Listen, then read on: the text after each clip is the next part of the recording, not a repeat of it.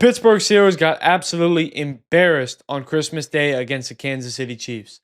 And to make matters worse, after their 3-game skid, the Baltimore Ravens dismantled the Houston Texans, and they now have the inside track to the AFC North title. That means the Steelers are likely going to be a wild card yet again and could face the same set of circumstances that they have for the past decade. And if Pittsburgh fails to make it out of round one, now's the time to start talking about real changes in Pittsburgh.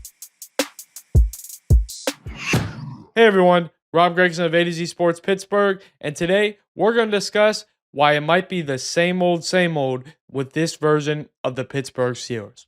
Look, it all started out so great. Obviously, the team is 4-2. Justin Fields has them on fire, and then Mike Tomlin decides to go with Russell Wilson. Well, what happens? He gets them all the way to 10-3 and with a shot at first overall seeding in the AFC. But ever since, the team has now lost 3 in a row against true contenders. Obviously, it started with the Eagles, the Ravens, and then most recently, the dismantling by the Kansas City Chiefs. And look, it's one thing to lose those games. It's another thing to lose them all by double digits and look completely uncompetitive. I mean, other than a portion of the middle 8 against the Chiefs, the Steelers had no business being in that game from start to finish. It was just a total annihilation by Kansas City, and it proved that the Steelers are not on another level. To make it worse, Russell Wilson has seemingly turned into a pumpkin.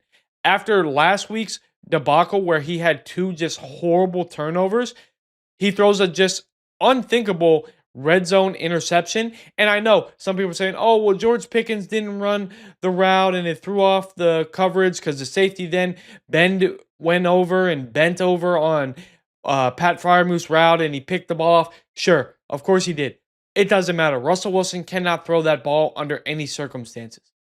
From there, the Steelers' defense is just not the same as it was to start the season. Obviously, TJ Watt is dealing with that ankle injury, but the turnovers that they predicated themselves on, the run defense, just the overall functionality and ability to play the pass, it's not there. And yes, I understand Joey Porter Jr. is injured, but these are all excuses. The Chiefs and the Ravens are coming off back-to-back wins. They had to play 3 games in 11 days. They both have a plethora of injuries. I mean, the Chiefs didn't even have their second-best player in Chris Jones, and it wasn't even close. So, for the Steelers and for Steelers fans, you can see why there's an array of discontent, why fans are leaving early despite the fact that starters are still in the game. The fans know that this is a stretch of Decembers that we've seen far too many years in a row, and that the Steelers are on pace to do what they've done the last decade. Maybe get into the playoffs. If they do, probably get blown out, win 10 or 11 games, start the cycle all over again. And there was hope that this year was going to be different. There was thought that this year was going to be different. There was a stretch with Russell Wilson that made people think this year was going to be different. And there still is hope. We know they have 2 games for sure remaining. The Cincinnati Bengals and a playoff game. And they have a large amount of time until they play the Bengals with a chance to get to 11 wins and build some momentum heading into the playoffs.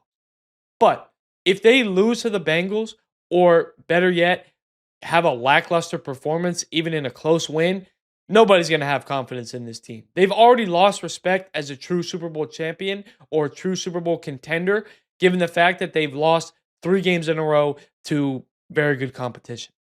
So, if things don't change and the Steelers lose another first-round playoff game, Art Rooney already made big statements this offseason saying that while he wouldn't grant anything in terms of Coach Tomlin and his future, systematic changes could be in store for the Steelers.